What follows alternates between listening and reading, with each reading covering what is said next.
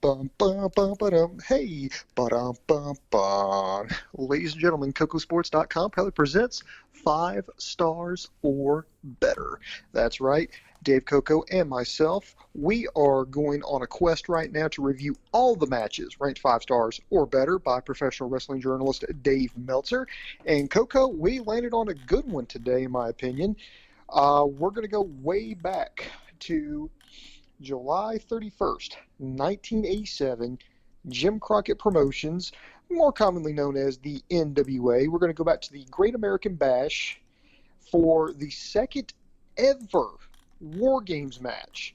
And this was done at the Orange Bowl in Miami, Florida. It was officially the Four Horsemen versus the Superpowers and the Legion of Doom. But it's a little bit more complicated than that, Coco. Yeah. First off, I actually remember watching this. I remember having this VHS tape. I remember watching this over and over and over. It's insane that it took, WWE 17 plus years to bring it back. Like, I have no idea. To me, there's a couple gimmick matches that I love. I'm a big fan of ladder matches. I'm a big fan of the Royal Rumble, and I'm a big fan of War Games. The rules itself make it so interesting. And for those that don't know the rules, I'll do the basics. I'm sure Boom Boom will go more detail. There's 2 rings, there's 2 teams, there's a cage. You start off 1-on-1, and then I think every 5 minutes, even though I think through time they're like, we better speed this up. No, it was always for it's usually a 5-on-5. It is 2 rings encased in a steel cage with a roof, and the first 2, what happens is each team sends in a man. The bell rings, the match starts, and it's 5 minutes. 5 minutes, basically it's just a fight. Then after that 5 minutes, the referee tosses a coin, and one side has heads, the other side has tails, and whoever side's whatever the coin lands on, that's who gets to go in, and then they alternate from there on out. So there is a point where one team can have an extra man advantage, but after when the third and fourth combatants enter, it's every 2 minutes.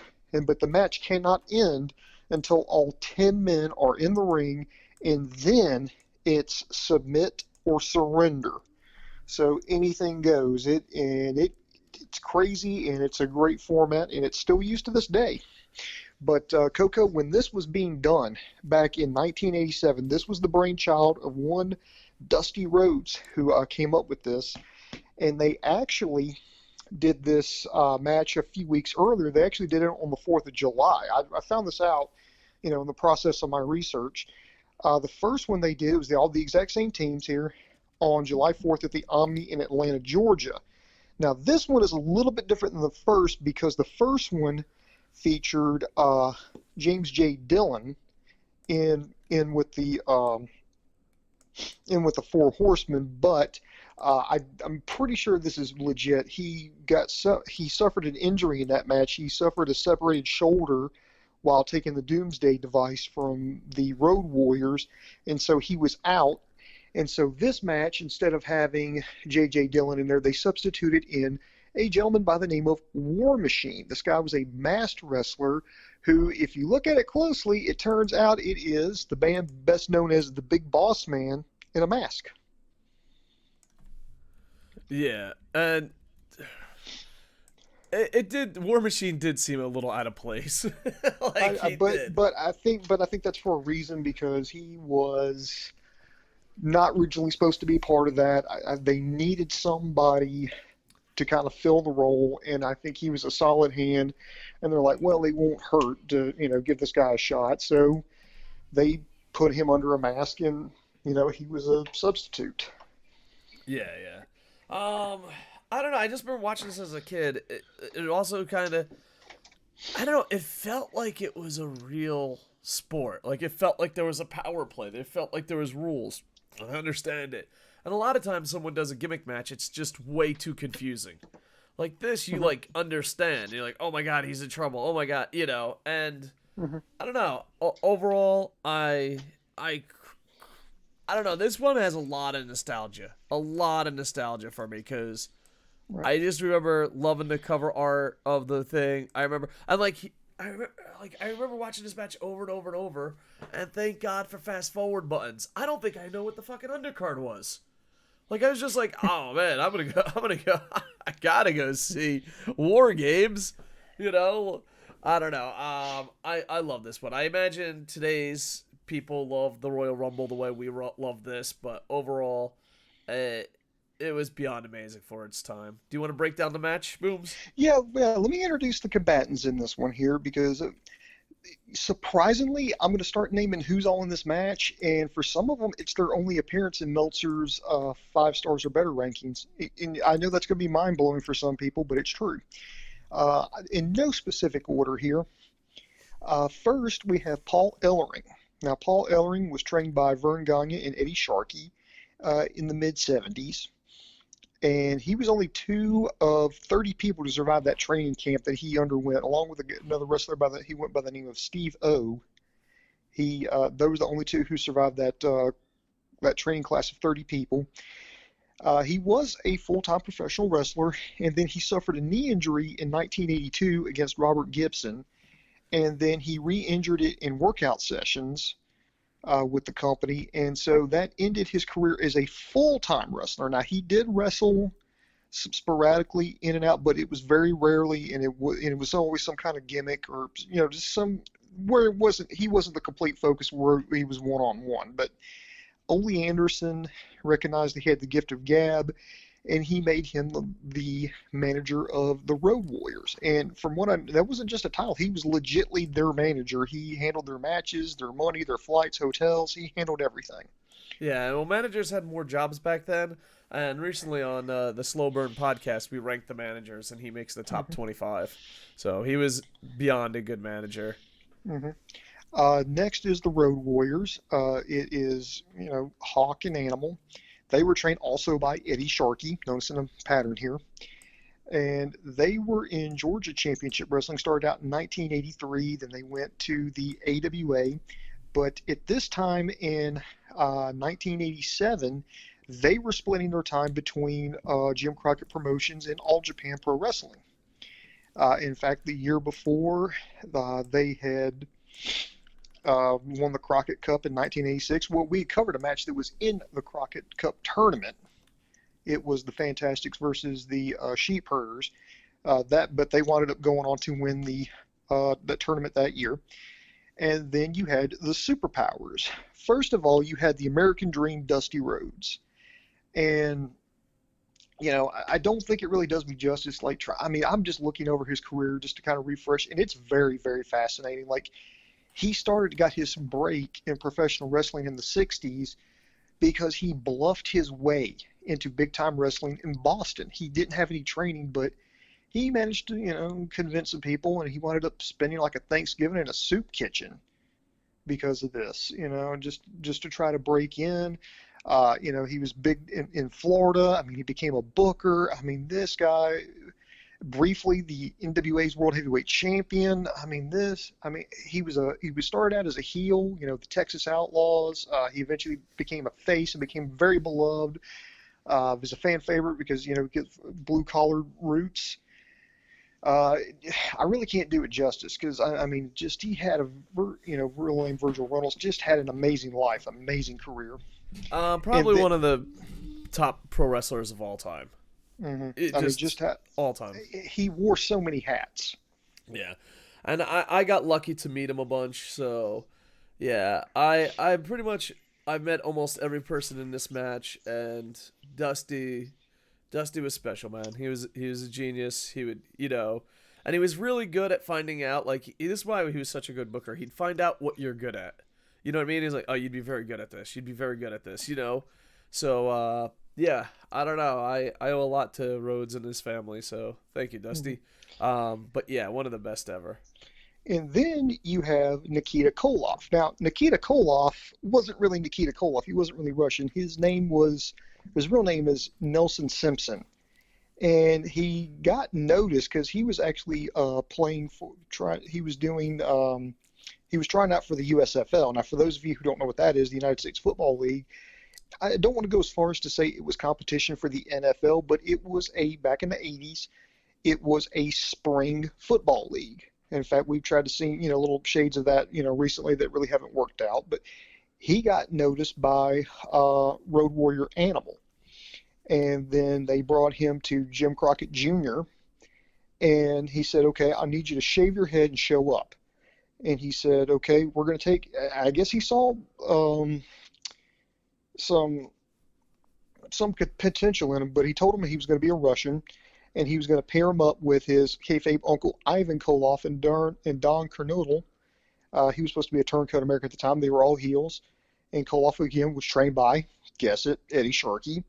And he debuted on June 5th, 1984, and he won his first match in 13 seconds. And in fact, he went briefly on a winning streak. He kind of got like the Goldberg treatment. Yeah. They've sent him to Puerto Rico. He really committed to the role. He even learned how to speak Russian. I legitimately learned to speak Russian. In fact, it took him a while once he stopped speaking with a Russian accent. He eventually got better and better and better in the ring, and they eventually broke off Don Kernodle in it, and they had the Russians tag team along with Crusher Khrushchev. And up until this point here, and I'm going to get to something here. This is where it gets really fascinating. Up until this point, he was feuding with Magnum TA the year before, and they were building up to this big feud at Starrcade in '86. Well, what happens? Just sadly, a twist of fate. Magnum TA crashes his car, and his career is ended. But they've still got this match coming up between Dusty. It was supposed to be Dusty Rhodes, Magnum TA against two of the Horsemen, Arne Anderson and Tully Blanchard. Well, he doesn't have a partner. They want to see who he's going to bring out. So he wound up bringing out Magnum TA's arch nemesis, Nikita Koloff, and thus the Superpowers was born. Yeah, just two things I want to add. The USFL was a small threat. It was like a successful XFL, but they overstepped their boundaries. As a kid, I was shocked that he was from North Carolina.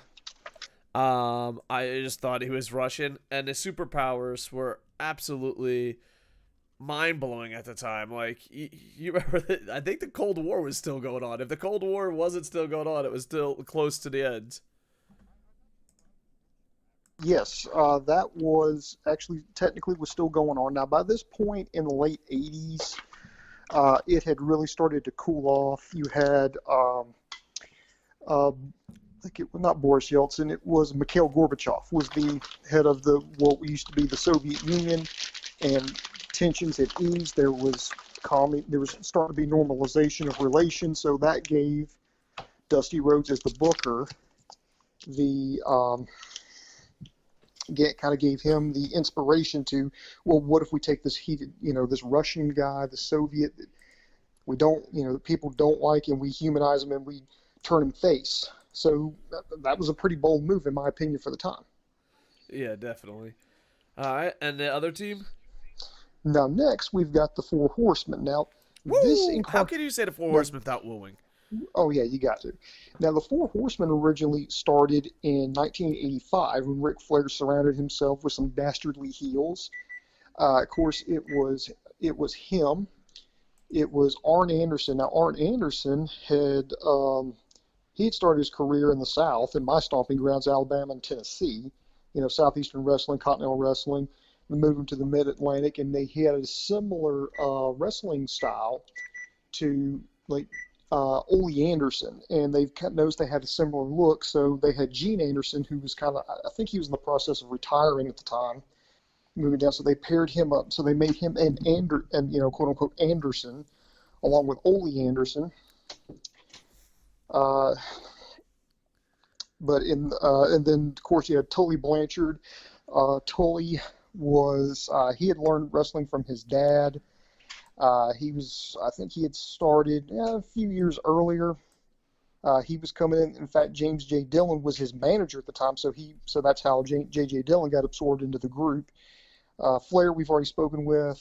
And this one now, You have Lex Luger is the fourth horseman in this one. Now, at this point in '87, he was an associate member, but they had him replaced only in March of 1987 because they started questioning Ole's loyalty after he missed an event to watch his son wrestle, and eventually they kicked him out, and they brought in Lex Luger to fill the spot. So he was the fourth horseman in this one. And then the War Machine, who I mentioned, was the Big Boss Man. He was somebody that was acquired when Jim Crockett Promotions bought out Cowboy Bill Watts' UWF. And he was originally kind of like a jobber. But they noticed some potential. They took him off TV for about 12 weeks. They repackaged him and brought him back as Big Bubba Rogers as the bodyguard for Jim Cornette in the Midnight Express. He was supposed to be this unstoppable monster heel. Well, with the absorption of UWF into Jim Crockett Promotions, he was in, and they said, this is a perfect guy to fill the role. But I don't think they wanted to ruin the Big Bubba Rogers motif, so they put him under a hood, and he was just War Machine. So this is where we wound. Then this is where we wound up. We get to the actual match.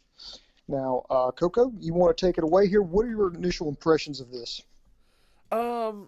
I don't know, because, it's weird because everyone remembers this one a lot more than the first one, Mm-hmm. and on top of that, I just remember, as a young wrestling fan, that this is amazing. It just had, this is a real sport feel to it, and that's why I always liked NWA and WCW and, early days Crockett. It just felt like it was more real. And, it was simple, it was easy to understand, and, they had the power play, so it was kind of exciting. I was always under the impression, my little, my analyst brain as a young kid was like, all right, Flair and Dusty are about even.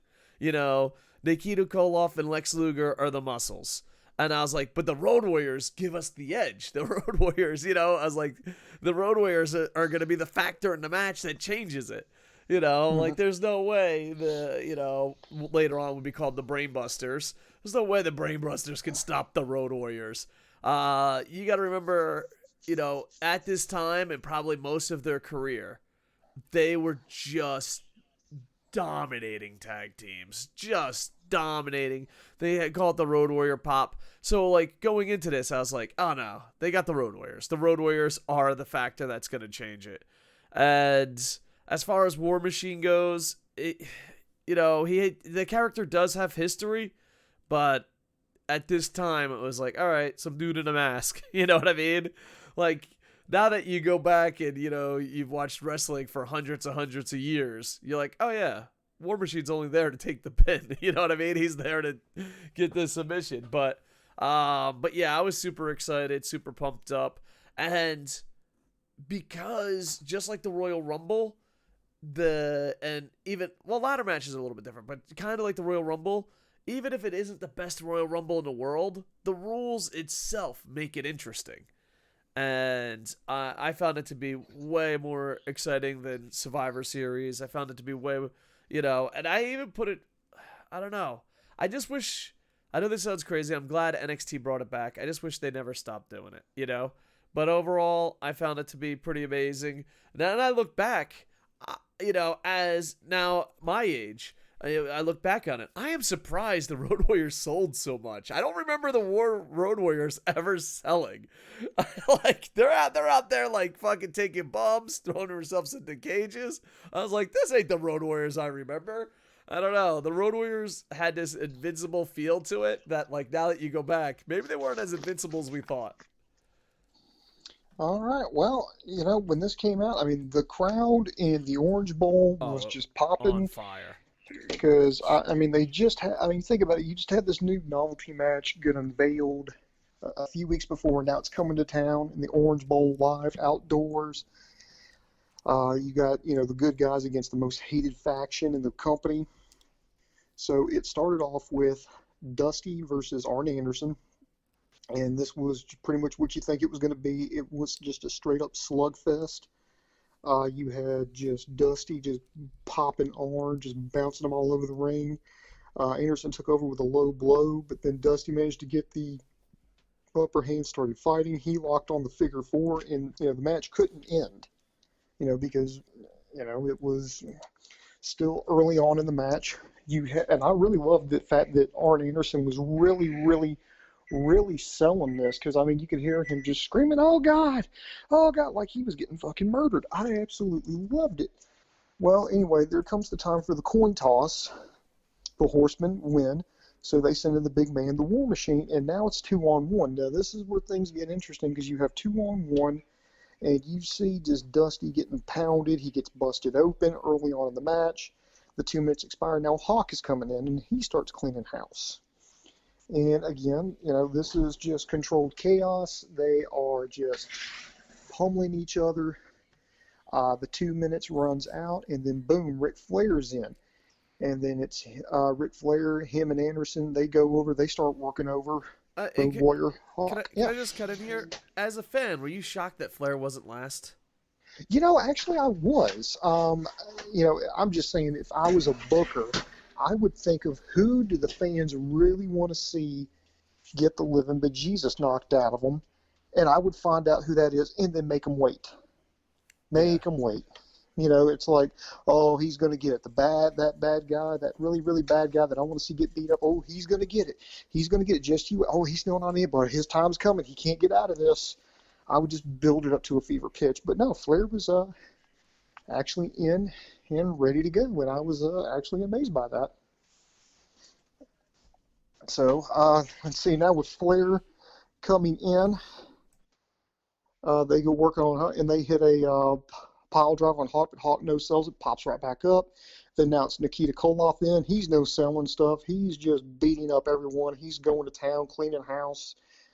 He goes after Flair. The crowd just erupts. Flair, you can tell he's hurt. Then it comes time for Tully Blanchard to go in. He goes after Dusty Rhodes. The bad guys start to get the upper hand. 2 minutes expire. Animal comes in. Blanchard is just eating the cage. He gets cut open. Then it's time for Lex Luger. He was the U.S. champion at the time, by the way. I forgot to mention that. He goes in, and he goes straight on the attack, and he gets cut off by Animal. And then you have the Road Warriors double clothesline Luger. Then it comes Paul Ellering, and now Paul Ellering starts the match beyond, where now with all men in the play, with all men there in the ring, it's either submit or surrender. Now Ellering was actually smart because he brought in a spiked wristband, and then he just took it to Flair. And the good guys were working over. They all started attacking War Machine at the same time. Then Animal got that spiked wristband, started just gouging the War Machine with it, started jabbing that spike in his eye. War Machine submits, and the good guys win. This whole match took about a little under 20 minutes. But it was, it was good for what it was. It was absolutely amazing, Koco. Yeah, and on top of that, I just want to add in the Miami was off the charts pumped. Like, it just felt like the University of Miami won a national championship on, in the Orange Bowl. There was an explosion of just cheers, and it was great to see. It was really great to see. Yeah, overall, it's just a classic. It's kind of up there with the first Royal Rumble, just matches that, you put War Games, like, I'm fucking there. Like, I don't keep up with the WWE product as much at all as I should, but NXT has War Games. I'm there to check it out, So overall, I found it to be amazing, and I'm just glad they're back, All right, so now I guess the questions go. One, can you see why it got 5 stars? I can, because I can. I don't know if it's in any other order. You know what I mean? Like, if you put this, 5 War Games from now, it doesn't. But to me, it set the groundwork for a gimmick match that we all love forever. So, obviously NXT has pushed it to a whole new limit, 20 plus years later. There's just this match. Yeah, just this match taking place was pushing the envelope, because this had never been done before. This had only been done one time, like 3 weeks earlier. Yeah. So I mean, the whole concept was new. I say 5 stars out of star power, new concept, something we love, and nostalgia. Because like the thing is, sometimes nostalgia means that it's groundbreaking. You know what I mean? Like, so like it's a combination of it being groundbreaking, and we've seen a lot of gimmick matches that have failed miserably. A lot. I'm looking at you, New Japan. What are we handcuffing what to? What? Stop. A lot of gimmick matches have failed miserably. WWE, remember when they were in bamboo cages or something? I don't even remember. But this is up there. This is up there with the Royal Rumble. And on top of that, like, I'm glad NXT brought it back. So yeah, I don't know. I say it keeps the 5 stars for nostalgia, but also at the time it has 5 stars for being groundbreaking, if that makes sense. All right, let me ask you this. If they did this match today, would it still get 5 stars? If it's the first one ever, maybe. But if let's say there's been a War Games before and they do it now, no. It doesn't hold up. It's pretty simple. It's not booked perfectly. It's more of, it's groundbreaking. It's kind of like Lost, Married with Children. You know, it's like a great TV show that was groundbreaking at the time, but then everyone stole from it. So when you go back and when younger people go back and watch it, they're like, well, this has been done. Yeah, but they were the ones that did it first, you know? So, yeah, I think just for groundbreaking facts, it's 5 stars. But if you take out the groundbreaking factor, I don't think it gets 5 stars. I mean, the star power is there, obviously. So, and the crowd was hot. The crowd, you know, that's got to be considered. Oh, crowd ate it up. Crowd loved it. And, you know, I think, you know, I can understand why it got 5 stars. I think it's the match itself still, it's a solid match, but I don't think it gets 5 stars today simply because, I mean, just if you look at the way these matches are done now, I mean, there are table spots, there are multiple weapons involved, there's everybody's bleeding. It just goes insane. I think people would be demanding a little bit more, but I think probably the biggest fault I have with it is that it just ends after, you know, Paul Ellering goes in, and I mean, it's like the match is over within like not even 5 minutes after he goes in. I mean, it's just, okay, he's in, he's with the spiked wristband. Okay, kids, let's take it home now. You know, granted, they were still playing with the format and the formula at the time, so I can completely forgive that. And, you know, don't get me wrong. It's still a good match. I still highly recommend it. People watch it. But I'm just saying, if it was held today, I think people would complain that, okay, it's over with too soon. I mean, they just, the last guy finally goes in there, and then all of a sudden it's over. Yeah. I think people were more blood. But, you know, I think I can understand why maybe they kept this mercifully short. Because before I give the final verdict, let me just give you some follow-ups on this one. Oh, I told you. I just want to add something because I don't know if you're going to add it. The heat probably had a factor in that. They were outside in Miami. It was outdoor. It was, outside in the summer, you know, in July in Miami. That's, I don't know about you, but I think that's like approximately 3 miles from the face of the sun. It's hot. It's hot. Yeah, it is. So maybe that, you know, you're right. Maybe that did play a factor in it there. But no, overall, great match. It's definitely groundbreaking, historical. Everybody should watch it. Everybody should appreciate it. Absolutely. Now, I'd mentioned that this was the second one. The first one took place on July 4th in Atlanta. Then this one took place a few weeks later on the 31st in Miami. They did a third one at a house show a few weeks later on August 16th in Chicago. And apparently this was a big hit with fans, Koco, because the next year in 1988, they did, and I'm not joking here, I looked it up and I counted, they did 11 War Games matches in 1988. 11. And we're talking at house shows. I mean, that's one way to fucking sell tickets. The funny thing is, it's like, this is a great gimmick. Let's not run it to the ground. Dusty Rhodes is like, watch this. Hold my beer. Yeah. Well, I mean, but here's the thing, and it wasn't like spread out. I mean, they would be like, okay, July 14th, and they're going to turn around and do it on July 15th. Then, you know, do it like a week later. And I mean, this was spread out through 88, and then a lot of it was the same guys. And I can't imagine what it would be like to go through that just night after night, especially back-to-back nights. Yeah. Well, the big thing with this is probably is that it wasn't recorded. So, like, the live audience is seeing it for the first time. So Right. they're I mean, probably you couldn't do that perfecting it. today. Yeah, you definitely couldn't do this today. I mean, back in the day, one way Dave Meltzer and, wrestling reporters would get the scoops was they would practice WrestleMania over and over and over on the house shows, and they would see the reaction it would get. So, yeah. It was a different time. You couldn't run 11. Like, basically, you would be the War Games promotion, which, you know what? All right. Not bad for an indie company.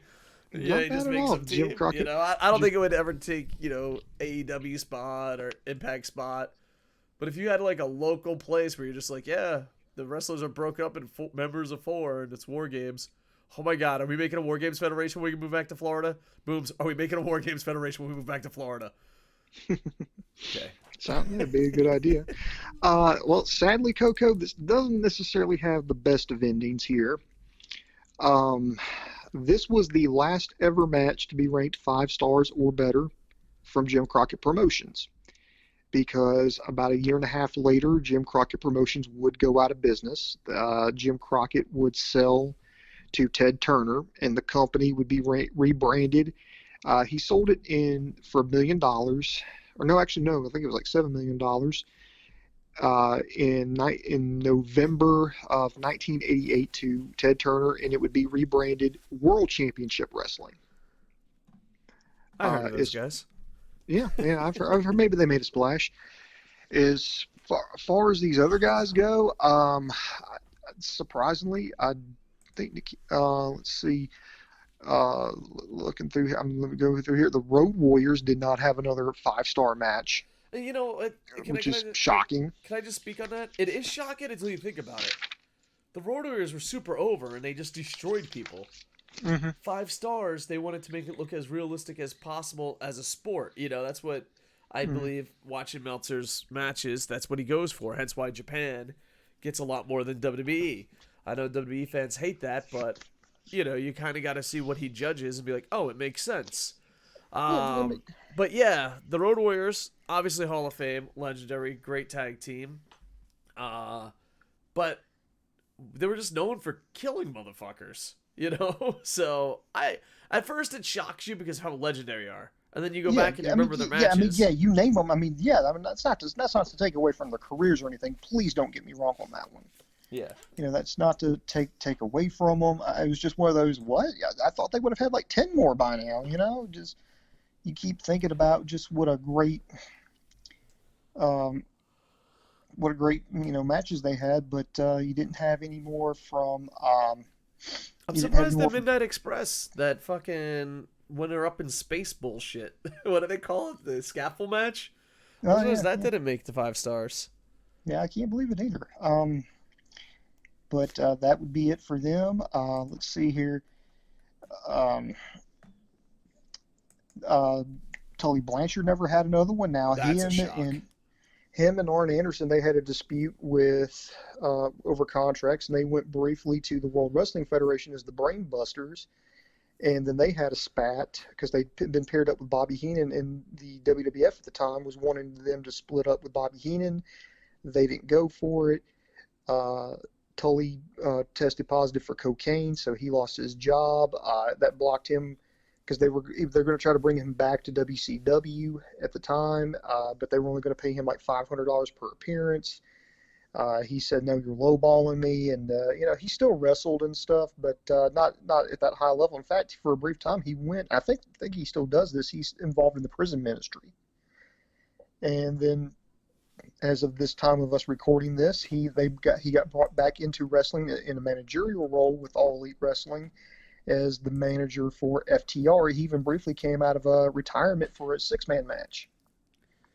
Yeah, and I saw him do a title match at Wrestle Reunion in Tampa, and he could still go. I mean, he still can wrestle. So I'm just glad they're bringing back male managers. So yeah, not male managers, but real managers. What's what I'm looking for? Managers. Yeah, just managers in general. So yeah, it's great to see these legends go at it. So Lex Luger never did. He would eventually leave the Horsemen after this. He would even go on to be WCW's World Heavyweight Champion. He would jump to the WWF. He had a run there. He would go back to WCW. He did a run with the NWO. He bounced around the independents after WCW fell, and he went into, in fact, last time there, he began working with WWE in 2011 on their wellness policy. What else? Ray Traylor. He would, of course, go on to the WWF as be known as the Big Boss Man. He would go back to WCW, where he'd face a little bit of an infringement. Basically, he was subject of a lawsuit, not necessarily his fault, over the name, so he became the Guardian Angel. Then he turned heel, and he became just Big Bubba Rogers. Then went back to WWE, became like a henchman for Vince McMahon. He passed away, sadly, in September of 2004. The Road Warriors, Hawk would pass away in 2005 at the age of, I think, 43. Animal followed in September of 2020. It's really just kind of sad here. Yeah, I'm just lucky I got to meet. I'm just very lucky I got to meet a lot of these wrestlers before they passed, and yeah, they were legends, man. So rest in peace. But we shouldn't let that get us down, Koco. I still think, these guys, I'm actually surprised a lot of these guys did not have, some of these guys didn't have any more 5-star matches because they were just amazing performers, still legendary.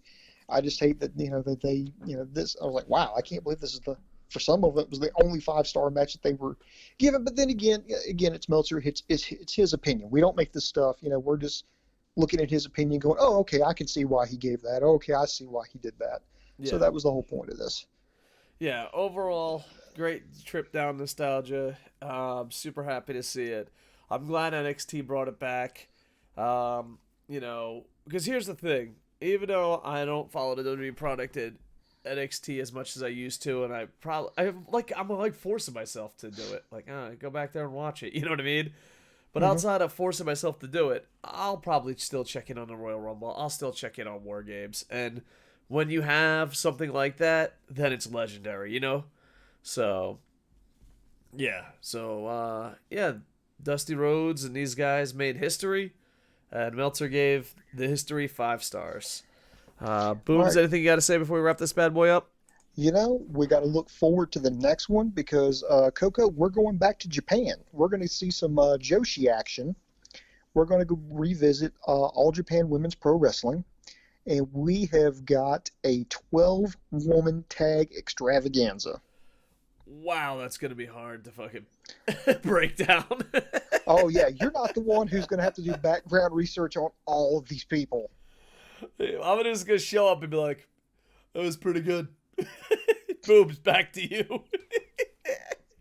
If you do that, I will reach through this phone and strangle you. Oh my god. Oh, that's going to be a hard one to break down. Hopefully it's exciting to watch, though. Oh, man. I'm looking forward to it. All right, we're slowly but surely trying to get back into stuff, so like, comment, subscribe. Boom, boom. Your final thoughts before we let these wonderful internet infantry people leave? We got the link down here in the comments, a little doodly-doo below us here, so click on it, enjoy it, and just bear in mind, this match you're seeing in 1987 was really the first time a national audience had seen something like this. This was a brand new concept. So if you want to see history being made, just click on the link. And plus, if you're following wrestling now, these are the guys who paved the way for the modern style of wrestling that we enjoy. So please, I'm asking you guys, please check this out. All right. KocoSports, Twitch, Twitter, Facebook, Instagram, YouTube. Also, Koco Plays on YouTube. That's where you can find us anywhere. We are trying our best to get back into full swing of things. Hopefully, some evil corporation. Should I say it, Booms? Should I say it? Yes, please. Asahi TV won't come attack us. Asahi TV, we're still asking for that interview. I think I actually did a podcast where I didn't say Asahi TV's evil. I let you down, Booms. I let you down. Anyway, find us everywhere. We'll be doing a lot of Let's Watch parties on Twitch, and I'm on Twitch every day. And we're slowly but surely, I'm getting ready to retire. Boom, boom. You know, he's slowly getting back into this. So we're going to rebuild it. I want to thank Sid Askew from Twitch for making all the graphics, because, I don't know, these graphics are supposed to stop copyright evil bastards. Will they? Oh, let's hope so. Anyway, love you guys. With that, I am over. Hey, ba-dum, bum, bum.